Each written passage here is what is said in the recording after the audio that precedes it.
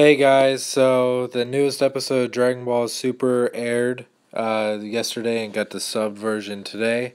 And I really like this episode. And before I get going more, I just want to talk about that. I'm going to be doing this quite a bit for every time now. Talk about every episode and every chapter in the manga. Obviously, I can't show the episode, but I'll be showing clips and or little screen captures here and there. Uh, this start off kind of weird. We see Supreme Kai and Elder Kai talking about whether or not Beerus is what he's up to, and Elder Kai has a what you think is going to be a very Master Roshi moment, but what he's really doing is watching some rhinoceros beetles fight, which is kind of weird, and then it just kind of dropped off. Really cool little moment. Goku is working in the fields to make money for Chi-Chi. Because Chi-Chi spent all that money. No big surprise there. That's what women do. And then Krillin visits Goku, and he's wearing a shirt that says tacos. Why? I don't know. He just is. No mention about it at all. But and Goku says something along the lines of that he wants to train so he can surpass Beerus. And Krillin reminisced that, how much the gap has gone between them, which, if it wasn't already obvious, that Goku is much, much, much, much stronger than Krillin. And they shows a flashback of how much of a shithead Krillin used to be to Goku when they were little kids. And then Goku gets one back at him saying, "Wow, Krillin, you haven't really got much bigger since then." And Krillin gets kind of mad. And then Krillin makes a stupid mistake about asking Goku to hit him just to see how strong he could get, and nearly sent him flying halfway across the planet with just one punch. And that's pretty much it. Next up, we see Vegeta training pretty intensely. He wants to, surpass the power of God by himself and, doing his whole Vegeta thing. And then after that, we see Whis is eating some fine food with Bulma. Bulma is apparently trying to win over his friendship by taking him all around the place and feeding him lots of yummy stuff. Which, Whis is a fatty apparently.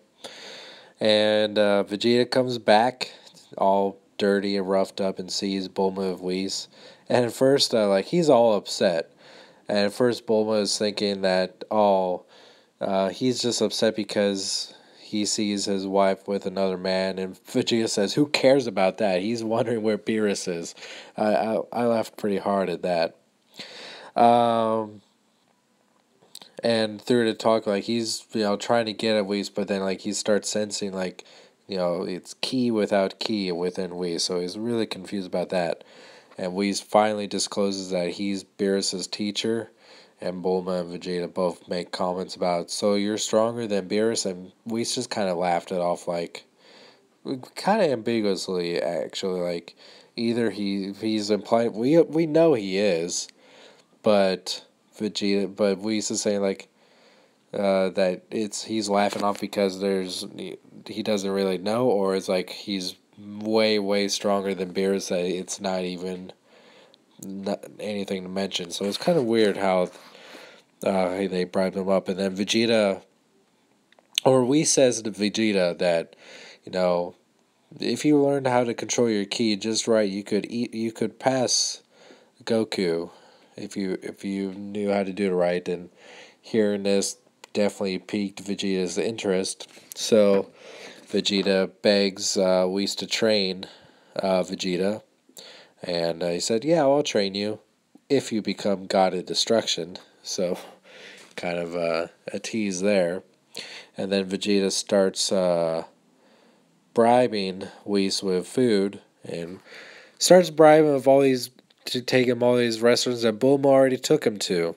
So he's starting to get pissed off by that. And pretty funny scene came up with Vegeta then offered to cook for Whis, and it was pretty funny because he's trying to make an omelet, but because he's so fucking strong, Vegeta could not crack an egg without absolutely destroying it, and he just went through like a bunch of dozens of eggs, and all of them destroyed.